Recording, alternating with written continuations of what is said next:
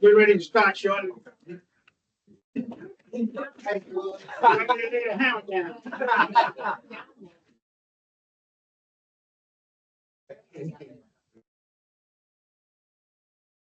Yeah. Well, we had something, everybody. Call to order the public meeting of the Board of Pension and Retirement at 9:35 a.m. on March 2020. This meeting is being conducted in person in the board's conference room at the board of office on the 15th floor of Penn Center, pursuant to section 21-1503 of the Philadelphia Code. Electronic recordings of this meeting will be achieved in the software technology to provide an audio recording. An electronic recording will be made available to the public online at the board's website without charge and 10 days.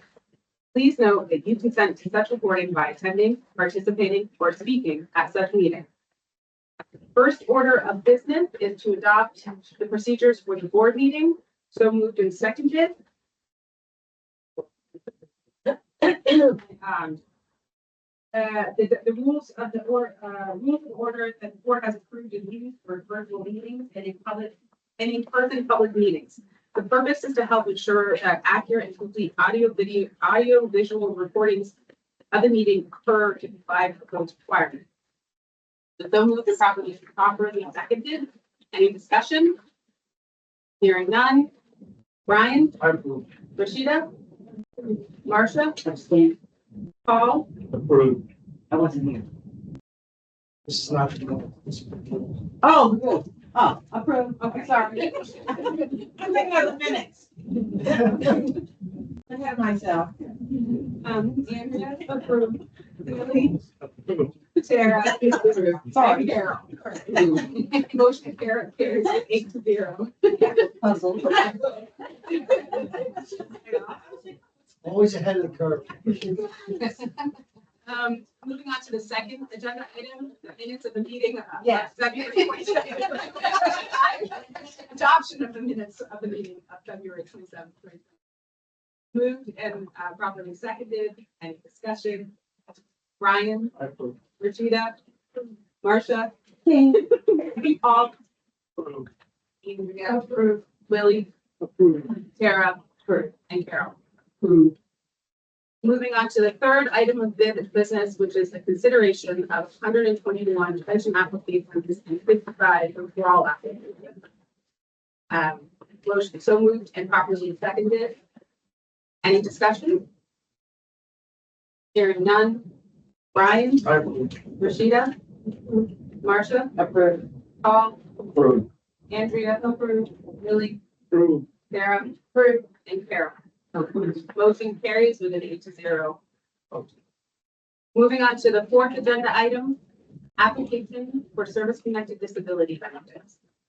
The first case is for Jose. Giles. Keelan. Giles, thank you. Olivia.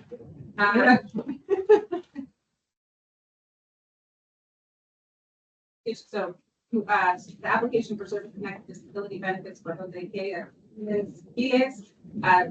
So moved and properly seconded. Discussion. I'm actually try to look for this one. Brian? Denied. Rashida? Marcia? Denied. Paul? Denied. Andrea? Willie? Denied. Kara? Motion failed. And Carol, sorry. Sorry. Carol. That's what I was gonna try to assess on. Motion fails with 8 to 9. Moving on to this, the application for service connected disability benefits for Anthony Avery. Motion and properly seconded. Any discussions? Hearing none, take the vote. Brian? Rashida? Marcia? Approved. Paul? Approved. Andrea? Approved. Willie? Approved. Sarah? Approved. And Carol? Approved. Motion carries with 8 approvals. Moving on to case 4C, application for service connected disability benefits for Thomas Bimble. So moved and properly seconded. Any discussion? Hearing none. Brian, I approve. Rashida, Marcia, Approved. Paul, Approve. Andrea, approved. Willie, Approved. Sarah, and Carol. Approved. Motion carries with 8 approvals. Moving on to case 4D, application for service connected disability benefits for Graham Brainford. So moved and properly seconded. Discussion. Hearing none. Brian, I approve. Rashida, Approved. Marcia, Approved. Paul, Approve. Andrea, Willie, Approved. Sarah, and Carol. Approved. Motion carries with 8 approvals. Moving on to case 4E, for the application for service connected disability benefits for Michael Lewis Senior.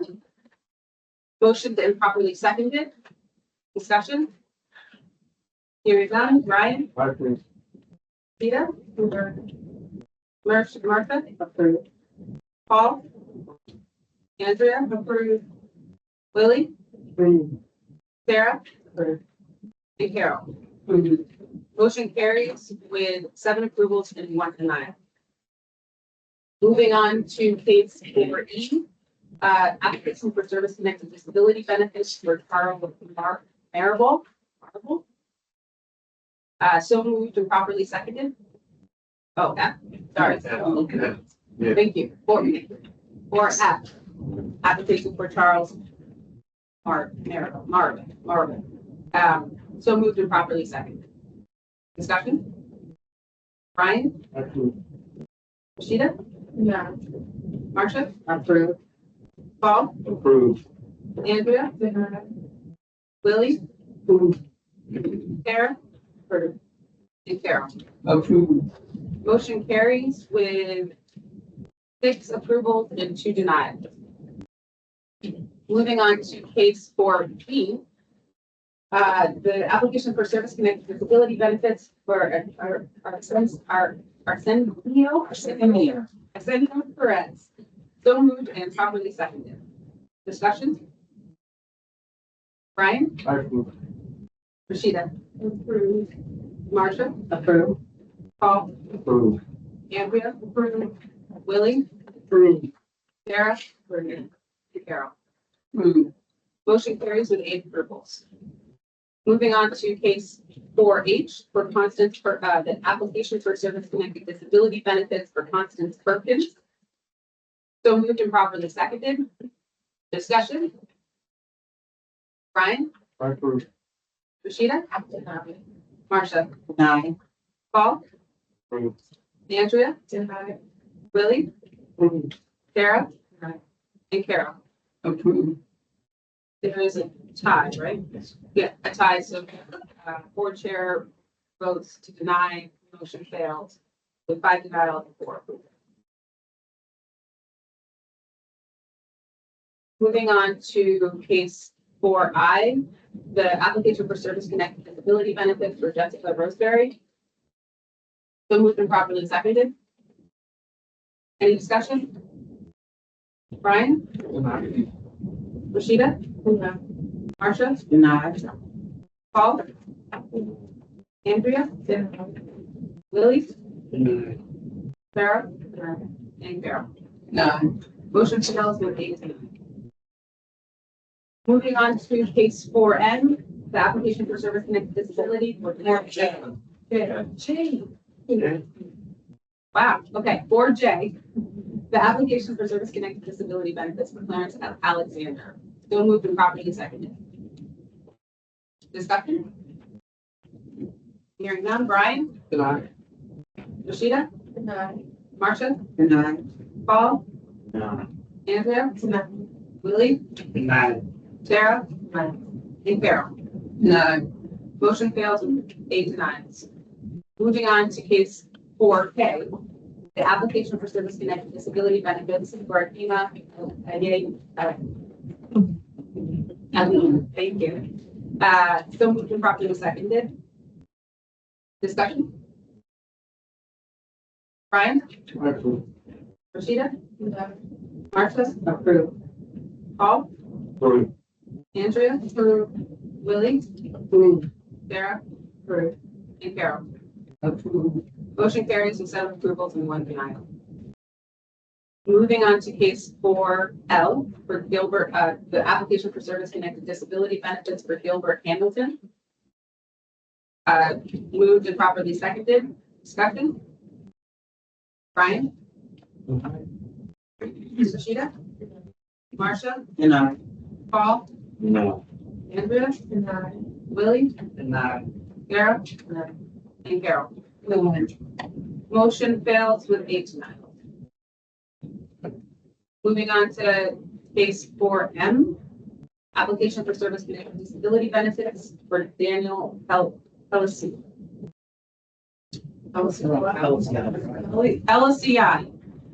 So. I like those eye tags. I'm telling you. So moved and properly seconded. Any discussion? Brian? Rashida? Marcia? Denied. Paul? Approved. Andrea? Willie? Approved. Sarah? And Carol. Approved.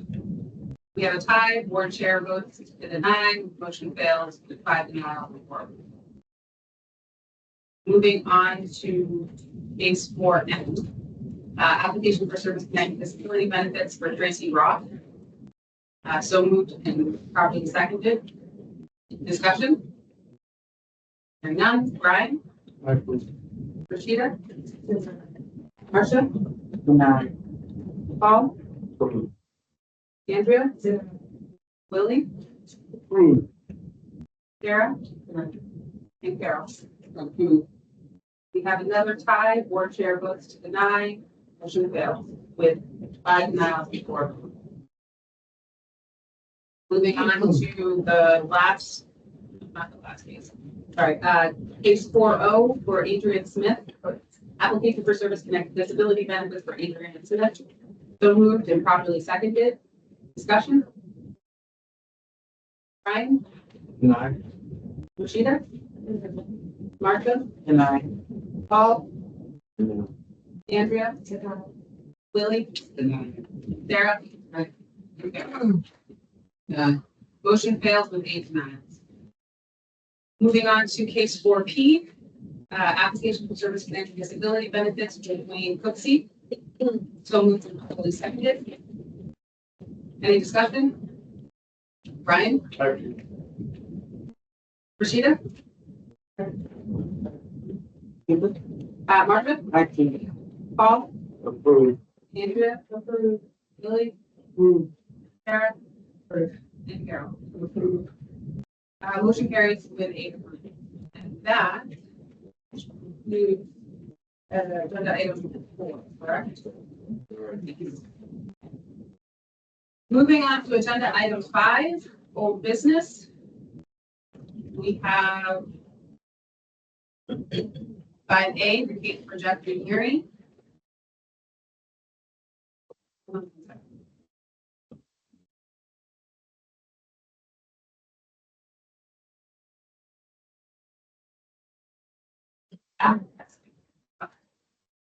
And this is for board. 5A. Okay. This is hearing panel summary for referendum hearing and application for service connected disability benefit under Huntington A. So moved and properly motioned. The motion is to deny the appeal. Is that correct? The vote on the appeal. The to approve or deny the appeal. This is something in seconds. It's got it. And none for 5A. 5A. Yes.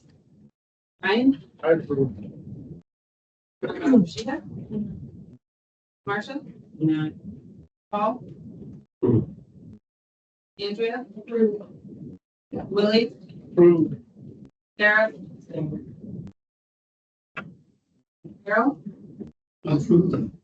Motion carries with 4 approvals, 2 denials, and 1 abstention. Now we're moving on to case 5B, which is the application. This one is a little bit unique, so I helped to, the motion is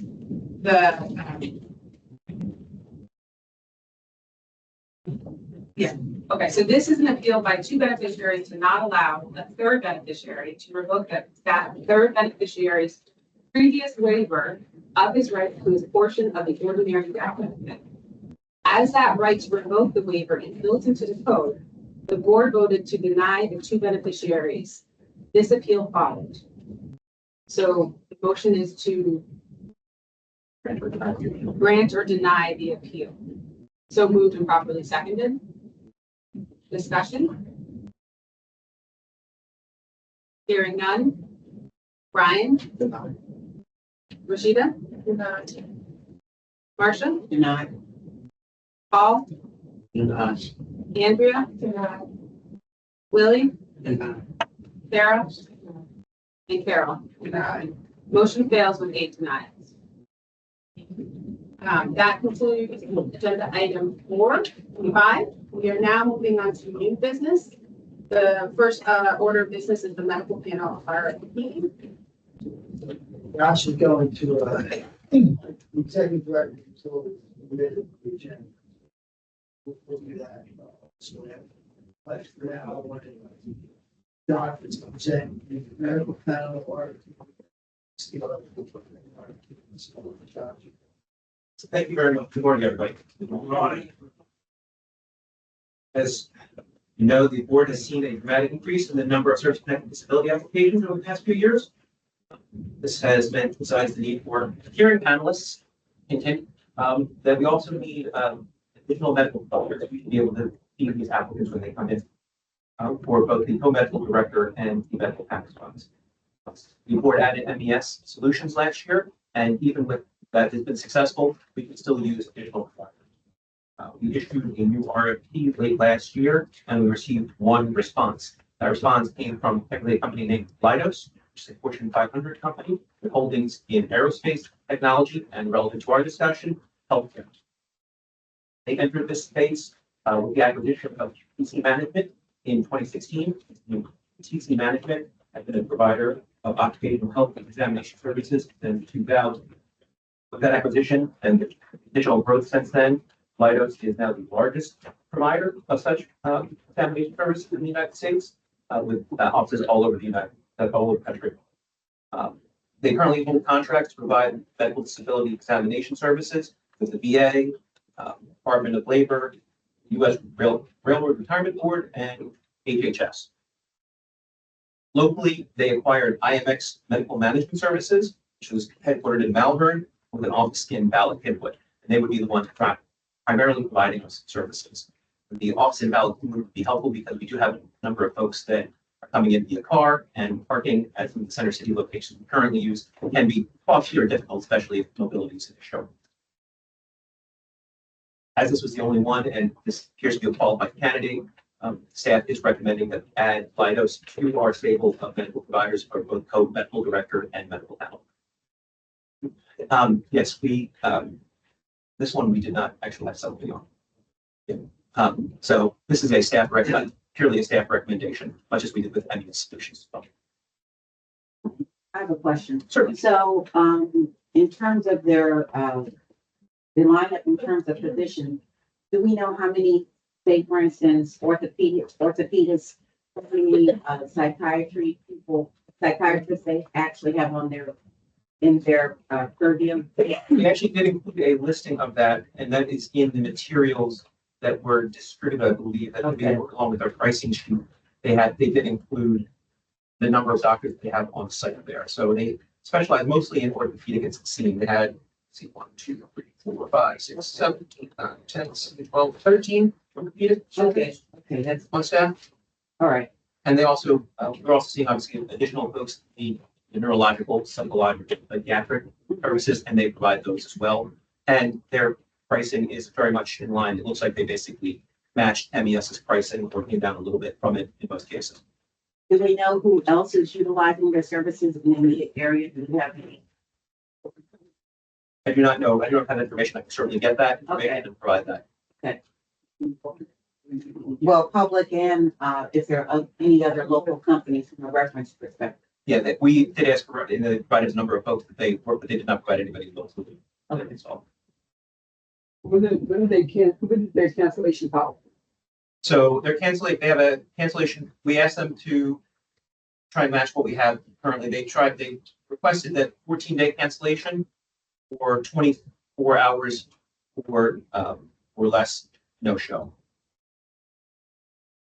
And they're charged with that? Yes, if we don't cancel within 14 days, we have to pay 50% of the fees and full fee if we cancel in less than 24 hours.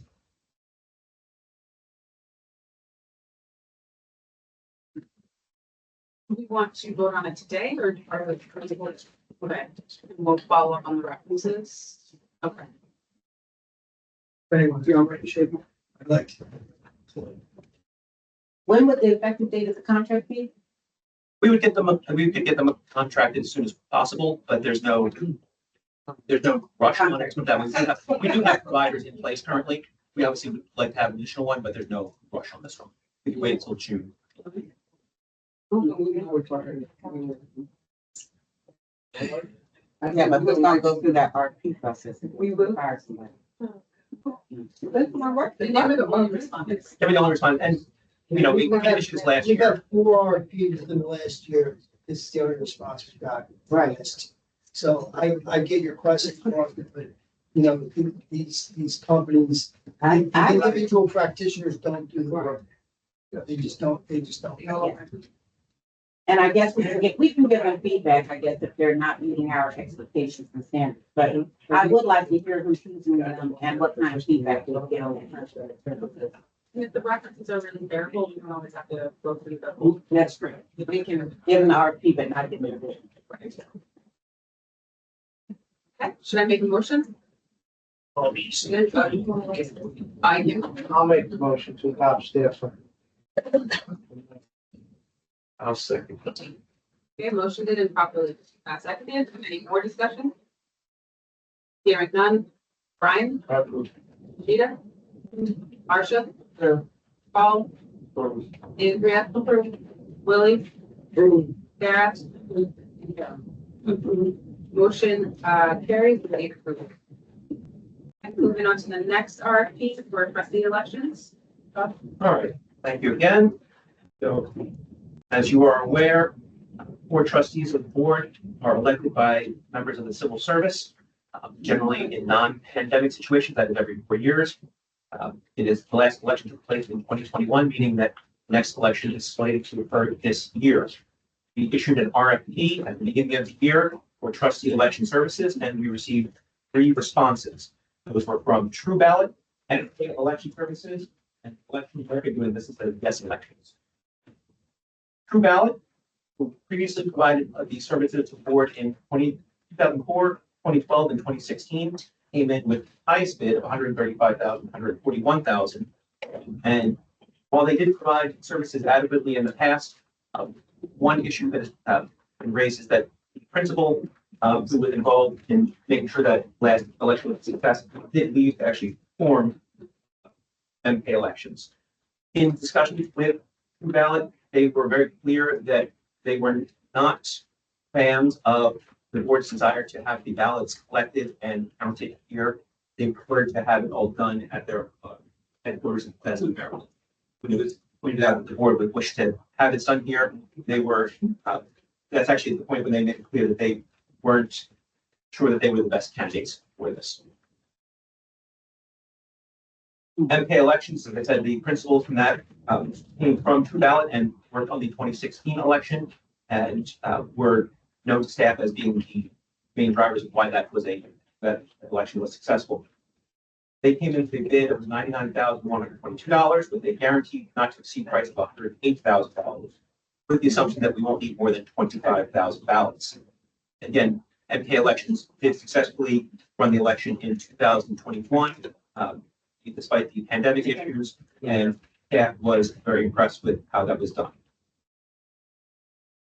Yes Elections came from out of Mineola, New York, came in with a bid of, actually with two options that they provided. The first option is an interesting one. It would not be a paper ballot with the ballots counted, tabulated on site here. It would be all online. While there are a number of pension plans that have utilized Yes Elections online services, the RFP did not include that as an option. It doesn't mean it can't be considered, but I believe that that's something that the board may wish to take a more deliberate approach to looking at and seeing what the experiences are. In our research, it does seem that there are complaints about the transparency of the process. And that is something that would need to be taken into consideration. In terms of an option that matches what the RFP requested for on-site paper ballots, their price came in at $19,142.06. However, the main difference being that they are assuming that there would not be any additional ballots over the 4,135 that came in back in 2021. Obviously, that was a pandemic situation. It was a dramatic decrease from the number of ballots that we received back in 2016. For those reasons, so the information was presented to the members of the subcommittee. Unfortunately, the subcommittee did not have an opportunity to meet and confer and discuss this. However, it was reviewed by the two members of the subcommittee and staff. Staff provided the information regarding their beliefs and thoughts and recommendations on this. And based off of that, those two members of the subcommittee were comfortable with putting forward a recommendation to move forward with MK Elections. I've answered any questions you might have.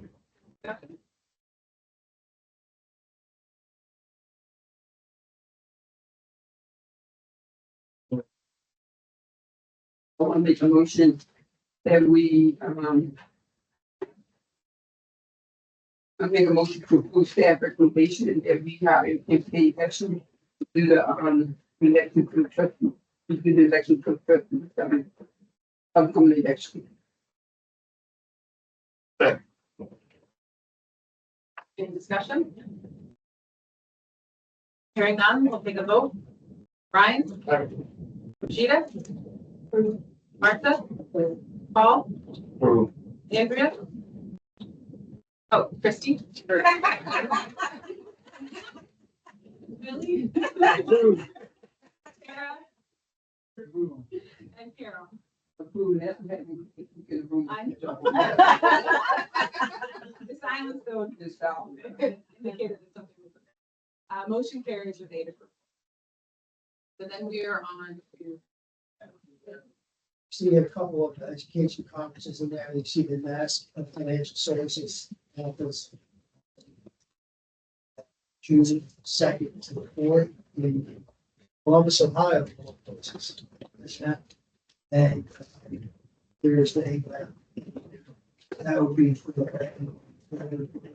there's also the Pennsylvania Workers' Compensation Conference. Usually Sharon has attended that for multiple years. He requested if she wants to attend something I want to get to the executive director. We also have a senior counselors now also doing service care disability. It might be helpful if they have the opportunity. There are two education colleges like. You want separate motions that required? It's not required. Yes, but I will. I'll make the motion. Any trustee or staff who wants to attend the Mass or the workers' comp. That's it. Discussion?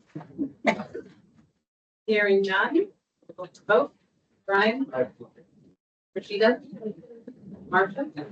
Paul? Christie? Willie? Gareth? And Carol? Motion carries with 8 approvals. And that concludes. Respond to the executive director. I want to thank all the trustees for the continued flexibility and willing to participate. Josh mentioned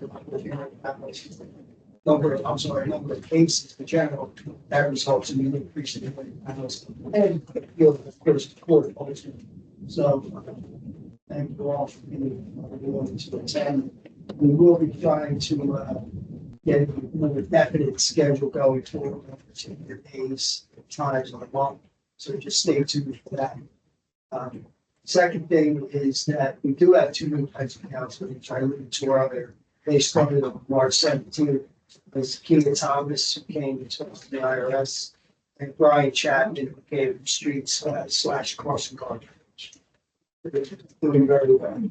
And we also have a returning pension counselor who will return to us from the health department, Michelle Butler. So that's it's helpful. Again, given the number of retirements and service connections for the application. Meeting next week with the two meetings. This is more here is the city chief technology officer on moving ahead in the strategic planning to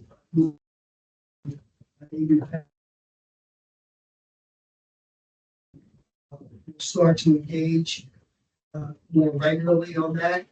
We have the opportunity to hire and consider hiring a tech expert, familiarity, payroll, HR, Oracle, employee who would be employed in the pension board, but be an expert in all of those things to assist with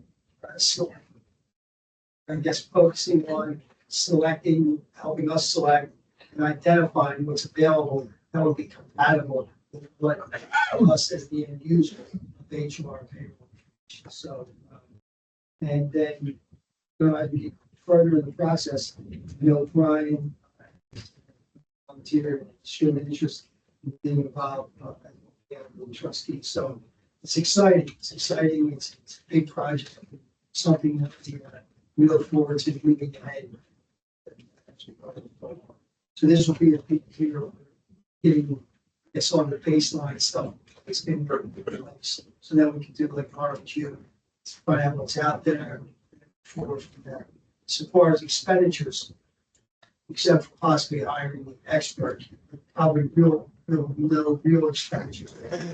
Fiscal year, but it wouldn't be until after the fiscal year. We'll talk about anticipated costs. Both Chris and I just in general we're doing our annual guest lecture at Trinity Fellows Graduate School of Public Finance this weekend. At class taught by Short Day and Matt Stitt, and we're talking about pensions. So it's fun to do. I hear the class down in here. It's always interesting to talk to discuss. The city council budget testimony was yesterday, right? I always mention it, but I mention it because we always ask a number of staff on our executive team here. So we always have about 12 to 15 people. Not because they testify, but because I think it's a good opportunity for them to see different things that interest them. It's concerning.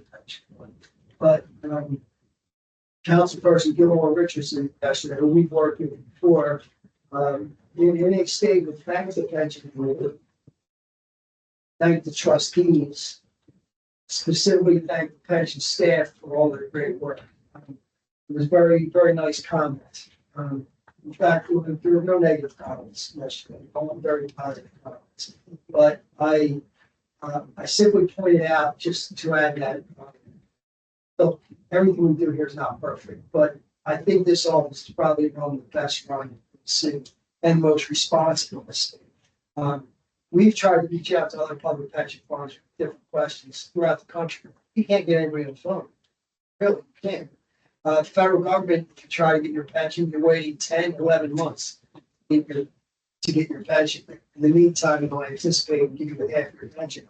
And when they get around to calculating, they'll justify the rest of it. So it's a privilege for me to be associated with the staff and with the trustees and with the pension fund. We should all be very proud and congratulate yourselves because, even though they're not the judge of what we do here, city council are very complimentary to the good work that is being done in collaboration with them.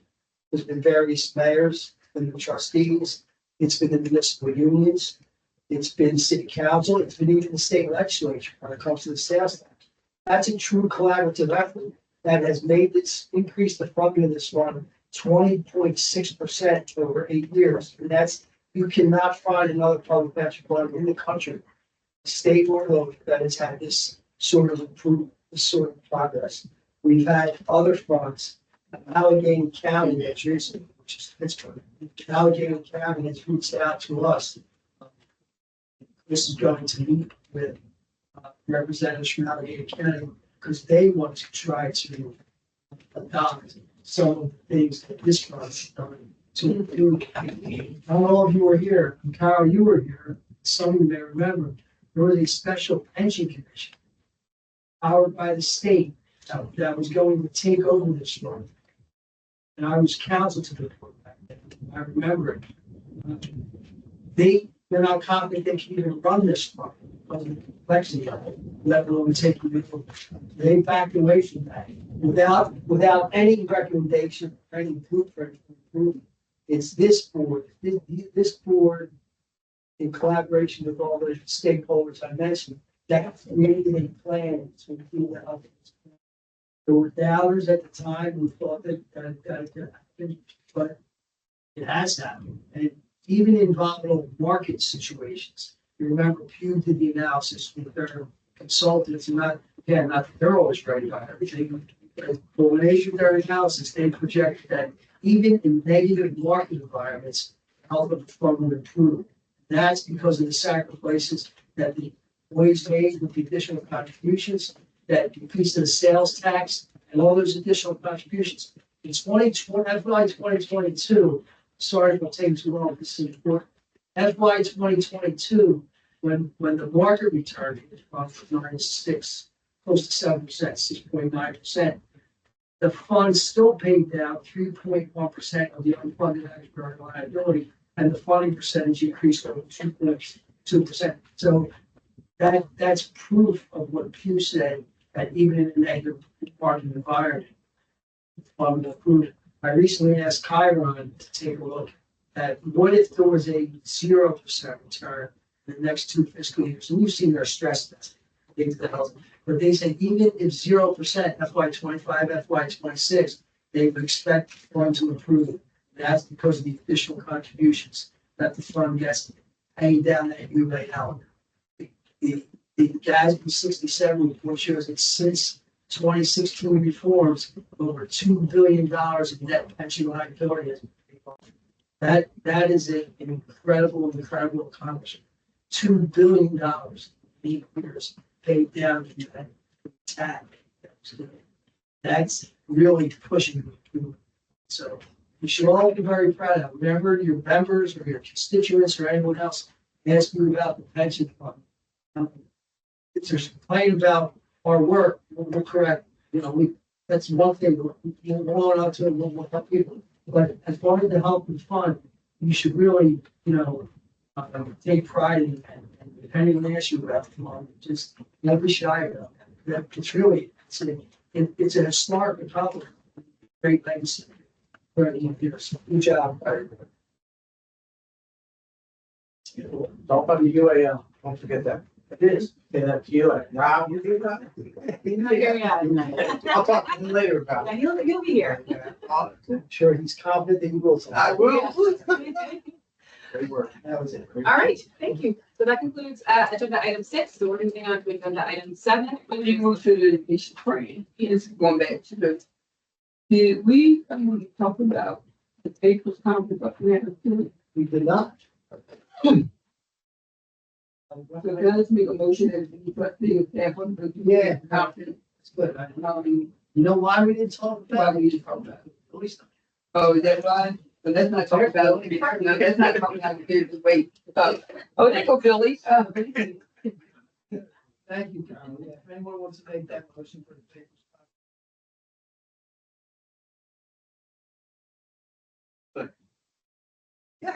Okay, Paul, the second or.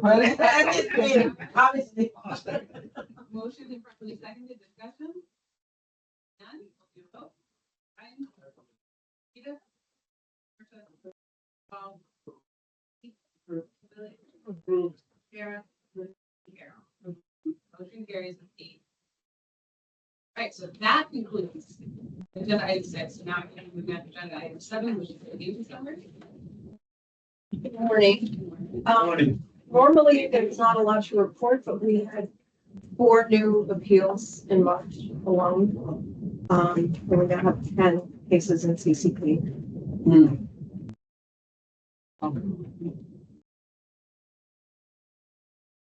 Anything else you guys want to?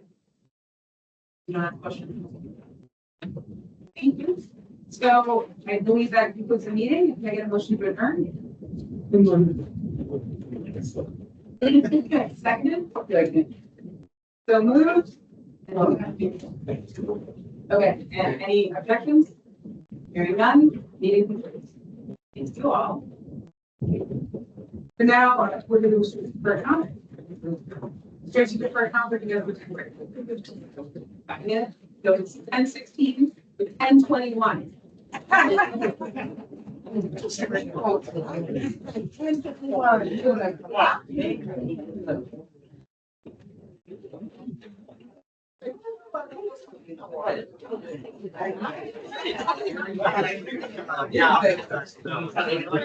Yesterday, so that's good.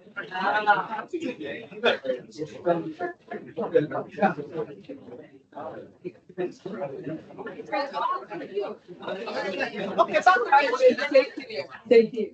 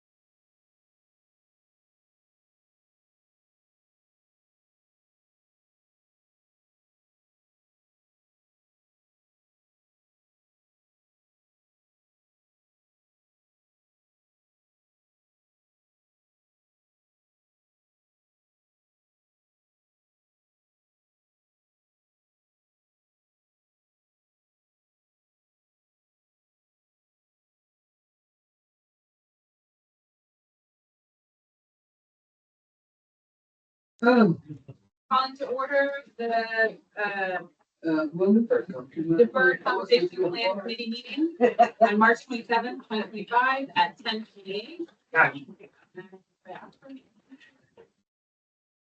Starting with the first agenda item is approval of the February 2025 minutes. So moved and properly seconded. No, can I have a motion? So moved and properly seconded. Discussion? Hearing none. Brian? I approve. Christina? Nope. That's all.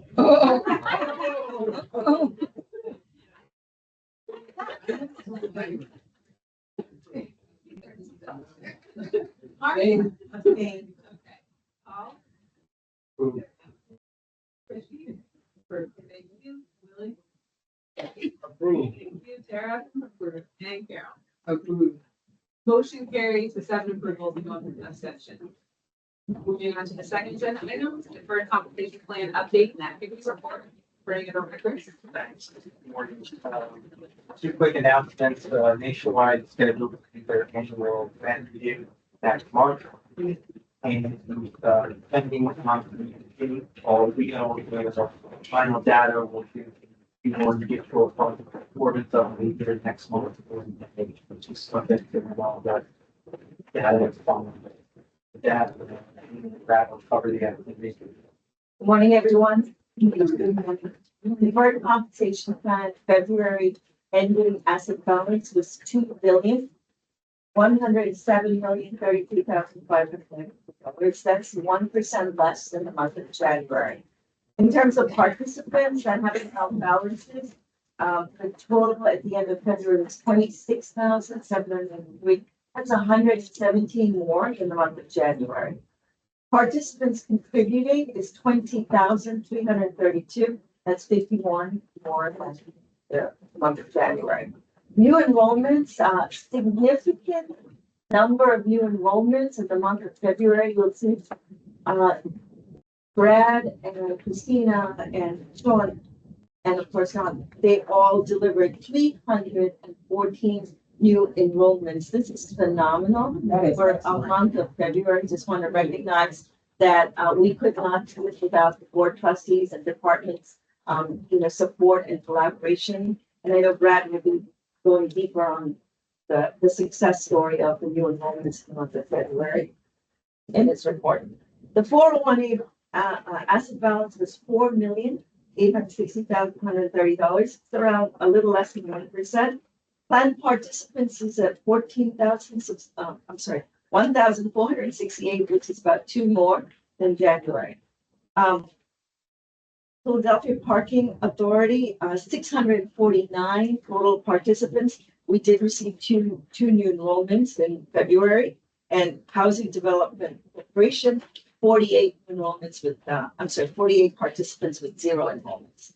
When we look at the after-tax contribution, which is brought, it is now at 93.3 million with 8,784 participants.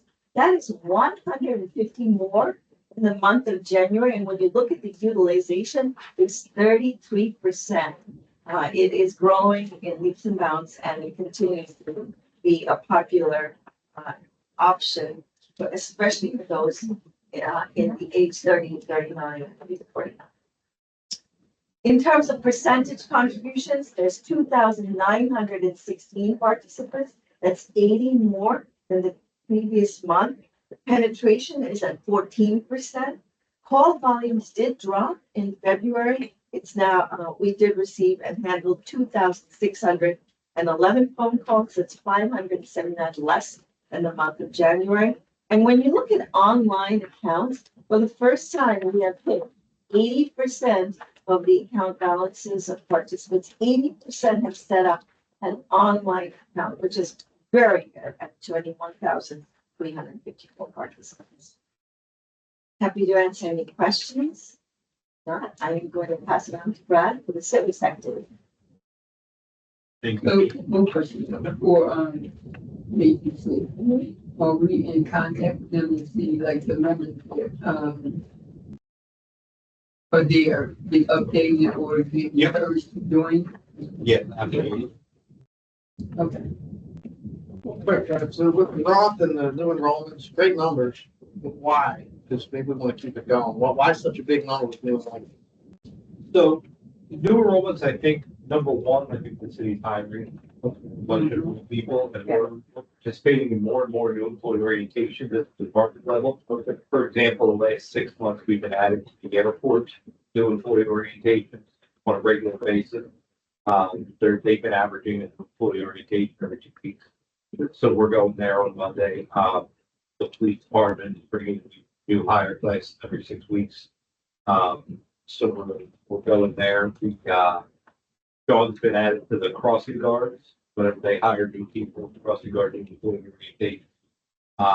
So just the work of Sean and Christina of being out there at the different departments and building those relationships with some of those HR and training folks, getting them invited to participate in new employee orientations at the department level, as opposed to citywide, which we do participate in. The chief administrative officer has a citywide new employee orientation.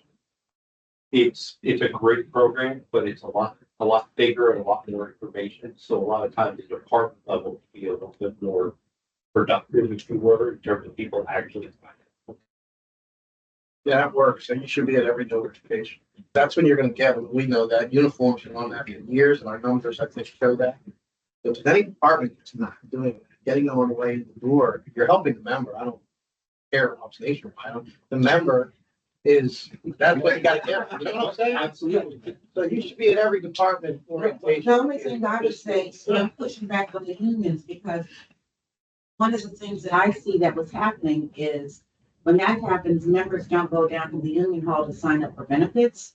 And so 33 in particular, I've really pushed back and Brad's been a part of that, and Bina, to have orientations, because what we find is 5 months later, this person has never been signed up for benefits. So they've been going to DC 33 because the department cannot enroll someone in employee benefits.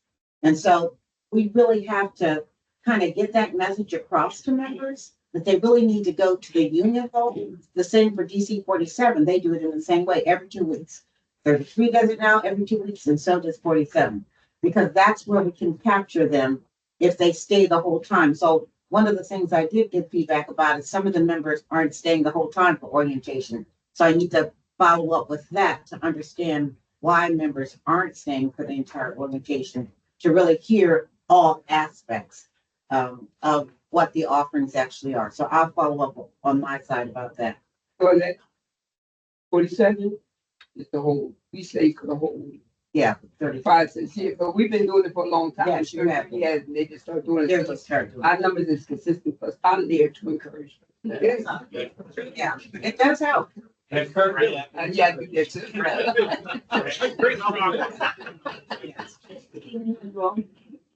and I would also say that we do go to DC 33, DC 47, do employee orientation. Yes.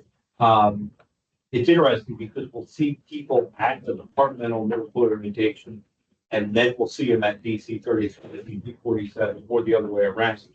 But even that is great, because I can't think of anybody that I've probably met that said, oh, I sat through a half-hour presentation and I retained every word. If they hear it again, they're gonna learn new stuff. Absolutely. So that's a great thing, and just another way to get the word out. So as far as activity from last month ago, we talked about the new enrollments, which was wonderful. But the team also conducted 28 group events and workshops with 767 attendees. Again, highlighted by all the new employee organizations that the team is doing. The CFP, Don, our CFP webinars series continues, with attendance averaging over 100 per webinar. The team conducted 9 individual consultations that included the management and retirement planning tools, and 185 individual one-on-one consultations between the retirement specialist, CRC, and the participants. That's it. Anything else? Maybe I'm just adjourned. So, yeah, I do have a question. So, but this is, yeah, The Mirror Arts Department? What department do they come under? And do we go over there and we do all of this? Liberal arts is technically a nonprofit. So are they in our? However, I'm sorry, there actually are a few city employees that, it's probably maybe if there's 10, that would be a lot. Okay, so this is, But that's through, I'm sorry, the school managing director's office. That's the answer. So they're going to that monthly orientation. Their new hires are going to that orientation that the city's conducting, where we have every department, we have benefits, we have the retirement plan, we have finance for payroll. We have every aspect regarding the city actually is represented. It's a day-long, almost it's over 2 days rather. It's over 2 days, an orientation program, so they would be invited to that program. can we just reach out to them and make sure they understand, or they're aware that the program is going on and they can understand the process of the benefits and the pension and what goes on and defer account as well. All right, so.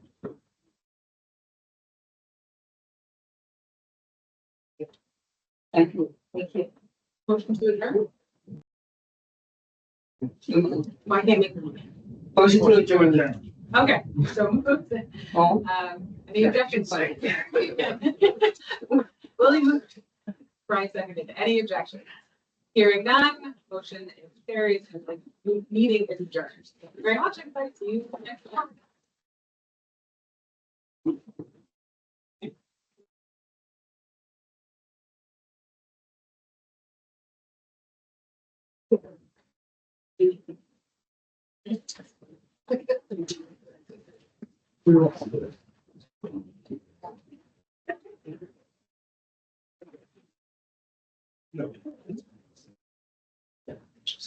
Everybody. Hey. I'd like to call the investment committee into session. First item is approval of minutes for February 17th. Have a motion. I'll go. Second. We move to properly seconded that the minutes be approved. And Paul. Approved. Paul. Approved. Ryan. Billy. Approved. Carol. Approved. Marcia. Okay. All right. And Christie. Motion carries. Thank you very much. That takes us to the two, which is the.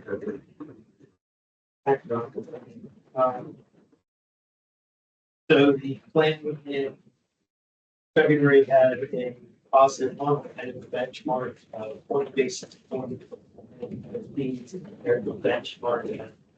In 10 basis point. Yeah. Should have also, late yesterday, gotten, monthly estimates as we're going through Tuesday, so they don't include the markets down there yesterday. But around negative 20, basis points through Tuesday. Fiscal year to date, north of 6%, and around 1.9% year to date. A few things, keeping an eye on, some of them similar to what we discussed the last couple of months. Continuing to keep a close eye on the job market, employment numbers. Again, not all of the job cuts that we're seeing have yet been reflected in the numbers. We'll see that in the next couple of months. You might have seen another 10,000 cuts at the federal level this morning for our health and human services. The new tariffs were announced yesterday a little bit earlier than anticipated. All auto parts not manufactured in the US, the way to start. That was a little broader than what you think about the week before, right? It's changed. It was, I think it was broader than what was talked about last week, but not as broad as what Peter thought a month ago. Right. We also have all the other tariffs that are planned to be announced on April 2nd, where some folks are referring to the Liberation Day. That's how the administration is referring to it. Maybe second April. Yes. The market commentary and papers I've read so far are anticipating that could be a negative surprise to the market, that they anticipate, compared to what the estimates are, they anticipate tariffs being higher, at least initially, because they see them as more negotiated. They don't believe it's really gonna happen, Um, but it keeps really happening. yeah, so if that happens, they come in higher than expected or broader, that would be a potential thing down for the market. The auto tariffs, could raise part prices anywhere from $50,000 to $12,000, what I've read. Um, Get your car today, that's what you're saying. Yes. And then the other thing we're starting to see, people are focusing on the gold and record highs. Copper is up over 30% this year because there's anticipation that copper tariffs are going to come sooner than anticipated. So they hit a record like yesterday. We also have continued geopolitical instability, in Ukraine, just as one example. Inflation remains an ongoing concern, and it's anticipated that we will be less rate cuts if we need than anticipated, at the end of 2004.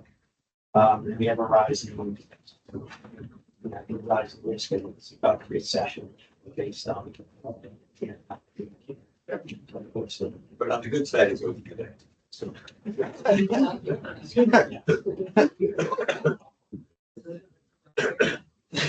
There's nothing, there's no good news. There's no. So think of the tariff. Then, right. Yeah, so yes, to Carol's question, yes, I mean, the concern is that and it's already started, I would say, but we're gonna enter this period of trade war. So we can see calculation basically. Yeah, I mean, that's the biggest risk, is that you'll see something that's hopefully not as bad, but it can do what happened in the 70s.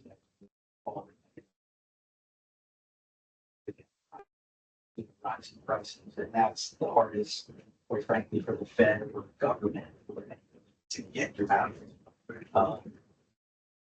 What do you think? I know you don't know, but the impact might be if they can't buy again. They can't what, right? I agree. He's trying to, So it's hard, I mean, but they said the stock market has went down already because of the implications of Trump. honestly, I mean, I say this sincerely, it's hard to tell sometimes what is being said as a negotiating ploy. Okay. What is being said seriously. Honestly, the president has talked much more, at least in the last couple of weeks, about acquiring Canada than he has about acquiring. And I say that again, without humor. So it's hard to tell how much it's hyperbole, and how much is serious. But it's clearly angering, some of our traditional allies or perhaps former allies, whether it's in Europe or Canada. And the other thing about a trade war is that once it starts, it can be difficult to stop. If it continues to be ramped up. I mean, one of the things that I guess there was a tweet that went out late last night, because there's been talk of Europe and Canada kind of drawing themselves closer in terms of trade. The administration is taking that as an escalation of the trade war as a threat, and is talking about imposing even higher tariffs. So it's hard to tell where this, where this ends. Much low uncertainty. So Yes, and you can see that by the reaction yesterday. can you talk about how our asset allocation there doesn't compare for this to whether US. So there's no, with one small exception related to one provision. Overall, I don't believe there's any provision in terms of asset allocation. I think they will get into our email, and they talk about rebalancing and to fix it on the cash. the cash reserves that we have. Um, I do think as we do that too, we can improve simultaneously, we have to think about over that same amount of time, slightly paring back. So, policy ranges. But in terms of the long-term cost of allocation, no, we're not recommending some drastic moves. So yes, and the cash, the large cash reserve, whether it goes into fixed income or whether it stays temporarily in the overnight account, 4%, obviously also provide a buffer to some as well. Yeah. So there's three managers, just quickly move on to house and question one others. Mackenzie, who's one of our international equity managers, at the short term of their performance, they've been having, I think mostly by their allocations in consumer discretionary and certainly key stocks, like other managers in the space that have been impacted by the uncertainty that's accompanied what's going on between the US and Europe. I think they have taken some pretty moves recently, increased exposure to the US consumer and their to their equities that could benefit from the anticipated increased European defense and infrastructure spending. So I don't have any concerns about them. So you talked before the last month, you looked, his figure looked pretty good. Brandon White's had a good start to this year, as I predicted, that yesterday. They did have a difficult 2020. That's not, in my mind, entirely surprising, given their currency positions and how much the US dollar has strengthened last year, and that's going to have a negative impact. We're having a good impact on a lot of what they do. And longer term, They have very good performance longer term, and you can see that they're up significantly against the benchmark of February. They don't have the net fee numbers yet because we're still insured month, but gross fees are also about 200 basis points for March 25th. So no significant concerns there. The one that I think is worth discussing whether or not an RFP makes some sense. And I would recommend if we go that route, if you go passive or active options would be moving involved for fertility.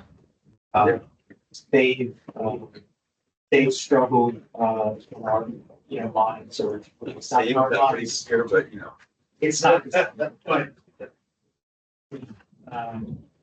they were down 70 basis points in February. And again, the concern there has been performing, and they're giving us protection. down Correct. correct. So we would be in favor of an RFP, but I do think, if you look at the returns for a lot of the global overall indexes over the last year, they've been very strong in terms of estimates. You'll see that a lot of the volatility indexes have done pretty well. So I believe we issue an RFP to improve to allow for the passive options as well as active. Decide. Important. Amongst those. You gotta be the same asset class, also there's. Yeah, it would just be a passive and active option. And it should be. It is. 100 south. And keep in mind, I think originally when this was first introduced in equities, there had been a recommendation from the consultant for a higher percentage amount than for the So I also think if there's gonna be discussion of that issue again in some future, that exploring other options, including passive consents. And when you say the same class, does that mean global load balls or USA? Now, global low vol under the non-consent rate. Because as we've discussed, like, you can get minimum volatility option that are completely outside the US, but what we've done is it's 55-45 or 60-40. And that's why we grouped them in the non-US and we brought in, but again, we understand that they would have some US exposure.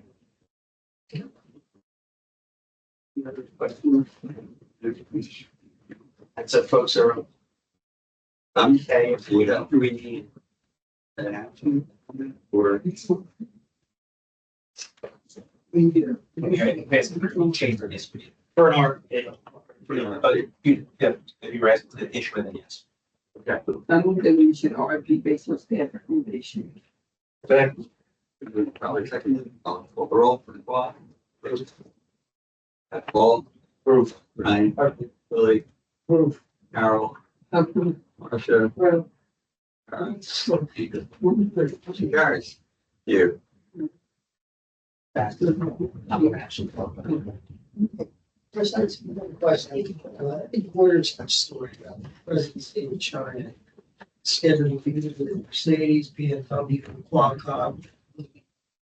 And other executives, and sort of passed them on.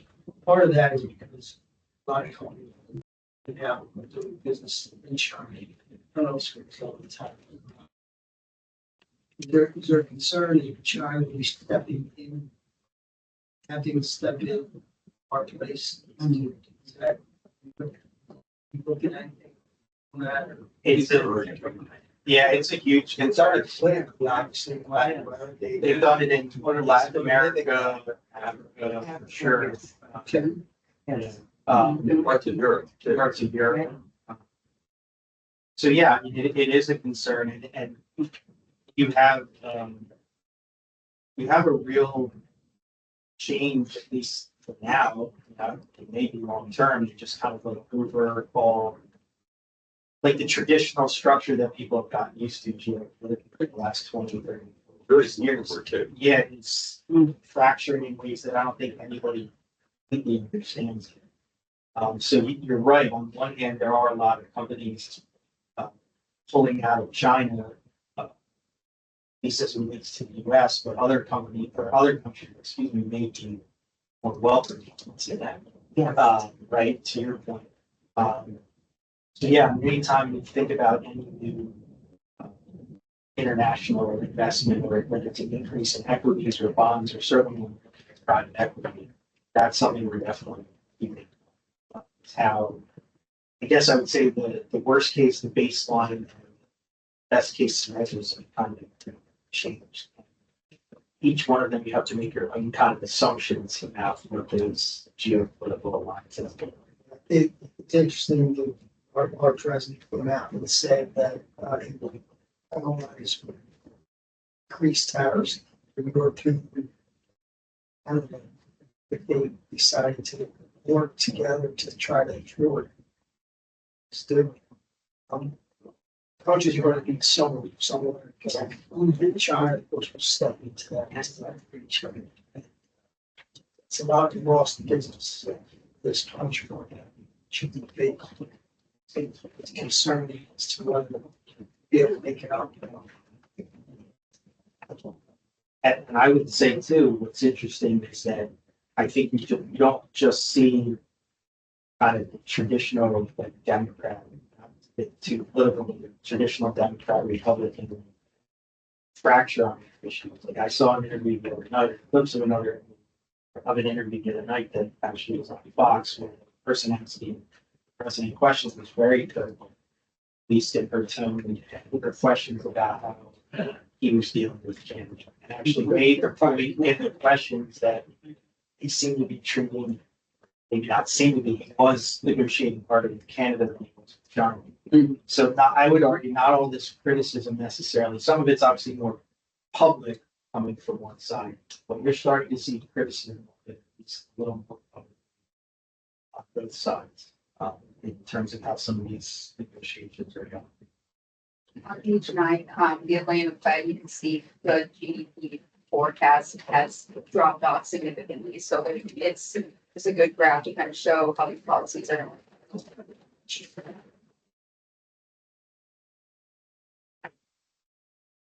It's a short, page 9. So though some of the numbers may look, but inflation hasn't spiked yet, and it's the effect of the tariffs, we're starting to see some of the numbers be a little bit more pessimistic. You would know that somebody's gone down other than like the pandemic. Yeah, we can follow up with that data. So we have a chart that also mirrors like 1970, what's going on now with the stagflation.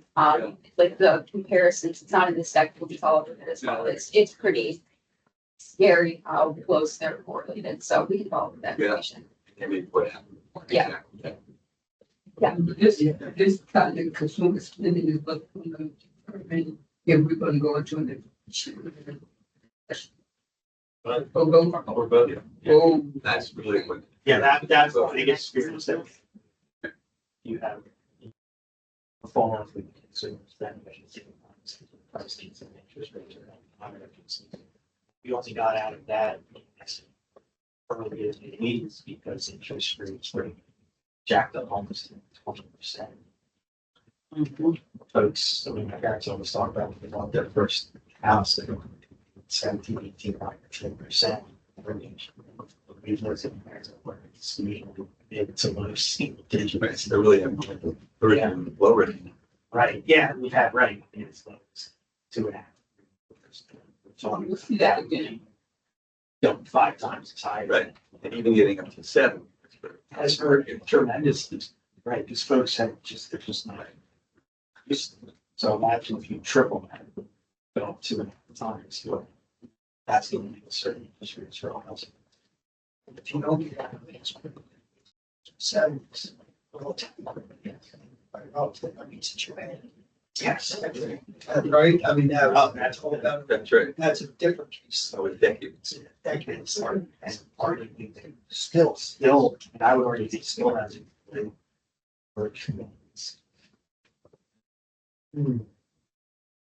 News, Chris, thank you. Other than that. Yeah, I think I Thank you, Alex. Go for the cheer for news. Job security. I think we, Look at the price. We've already addressed that. We haven't addressed all Don't worry about it. before we, the staff reports and the RFP memo, I did want to mention next month we'll have the finalists or the full leads for the private market consultant RFP. We're anticipating having 3 firms present for that. Then in May, we'll have 2 or 3 presentations or a recommendation for any changes to the domestic indexing, lineup. So we have one line to have private but we'll have a couple candidates presenting that.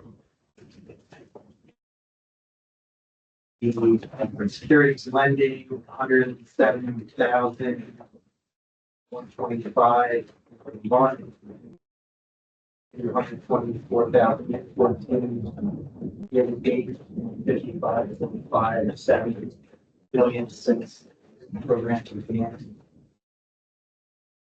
The first, we're going to have combined 60.17%.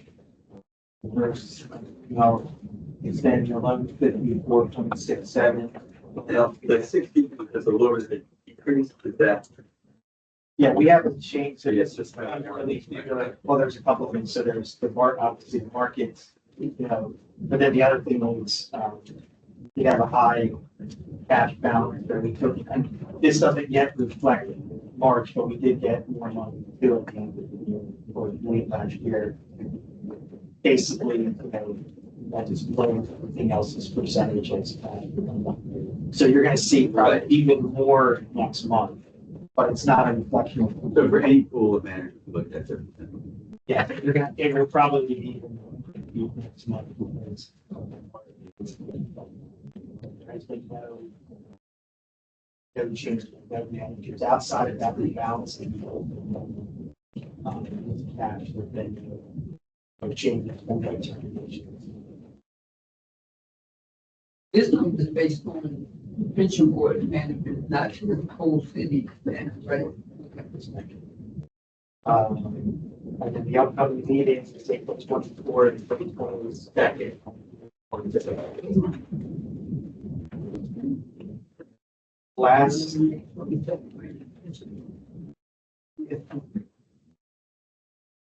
the last scheduled item is the production of the RFP, this annual sort of usage. That's a memo we worked on, with that. Recall last year around this time, the board received almost $579 million. We invested portions of those funds during the remainder of last year. And we still have around 220 million last year, so still scheduled to be invested. We talked about that as well. 6 to 8 quarters. Presently, we have about 13% allocated to fixed income. That's relative to the approved target of 21. But it's important to note that that does not, those figures don't include cash.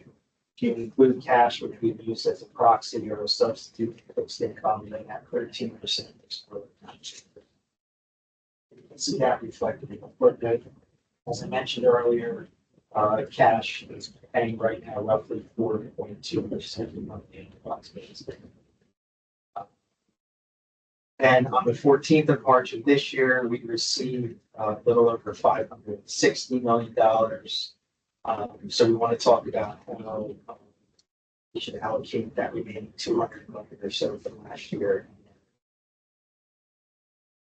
The fourth paragraph on the first page. They were, remember. Fixed income is obviously, along with a lot of other asset classes, seeing significant volatility. Unpredictability of interest rates. We talked about what GDP and growth looks like, and that's changed a lot. Expectations for that over the last 3 to 6 months. We talked about unemployment and what that might look like, a couple of months relative to what we're seeing now. And we talked about how, as an example, another example of the volatility. People went back to the start of 2024. We thought there was going to be 6 to 8 interest rate cuts. By the end of the year, last year, we're down to 3. And we thought it possibly will be less than that. So now it's quite doing that like we went to 1. Inflation. Correct. I mean, it's not completely outside of the growing possibility of the other. Again, we've been deliberate given what cash has continued to yield. Consultation with the board, but recognizing that we have long-term assumed rate to hit 73 now, 7.25 starting July 1st. We're recommending along with Marquette that we slowly allocate the roughly 200 million of last year's RFP from cash into fixed income for the next months. Exceed the manager, the asset class, and the proposed allocations broken into tranches on the second page. The largest allocations we're proposing to Logan Circle / Medical Leaf and Longfellow are 4+. The reason for that is those mandates allow those managers to be a little bit more flexible. So obviously, Runline has to mimic the index. There's no flexibility there. Garcia is much more of a conservative strategy. So they all have limited amount of flexibility. Logan and Longfellow can pivot a little bit more. They can go more into corporates, more into a couple of other sectors if there's good opportunities there to achieve higher yield. But at the same time, they also have the ability to pivot back and be very conservative. So we think the flexibility and given the volatility makes a lot of sense. And that all over time. Yes, that's why they've been, all of them have been to portfolios. So we would recommend, again, the proposed total allocations with roughly half in each manager, starting next week on April first. We finish those allocations by the end. Quarter. Then we would shift to a discussion with the trustees on the $563 million that was just received. As I noted, earlier, during one of the earlier agenda items, these recommendations might, or I actually think city which they were modestly balancing from certain US large cap equities into mid and small cap opportunities. But we'll continue to update you intra meeting as well as take further discussions at the table before taking.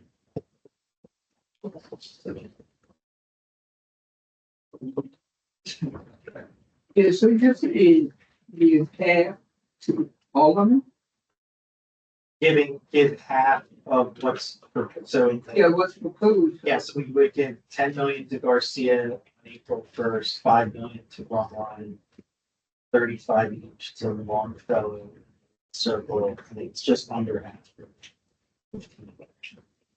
Later. We would do the other part.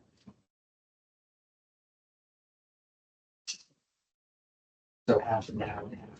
Can you explain to Casey again why we should?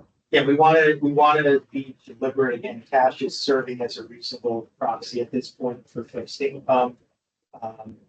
We also think doing this slowly and deliberately instead. If we happen to go in on a really great day or a really bad day, or a really bad thing in the market, we're overexposed. We're doing all. So it's essentially a broader form of dollar cost out.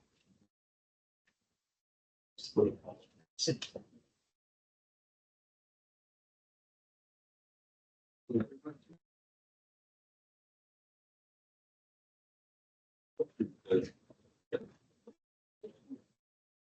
a motion to adopt staff's recommendation. Invest the cash.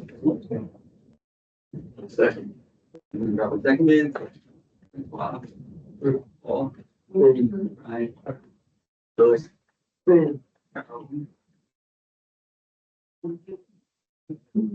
Built drama first. I did, because he said the cash, but he don't read it entirely. No, Right. Not just the rest. get the list together. The rest is set. Okay. All Yeah. Put it all. Yes, yeah. Marcia.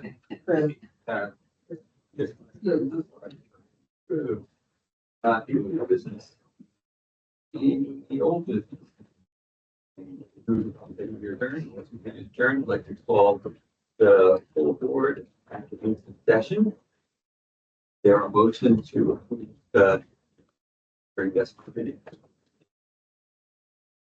Move and properly seconded. Roll, Francois. Approve, Paul. Approve, Ryan. Billy. Approve, Carol. Approve. Marcia.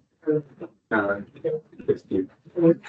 Carries, new business, the old business. This is something about the return. We are adjourned. See you all. Thank you very much. I'm here on this way, coffee. Wait for it, big technical. I'm out.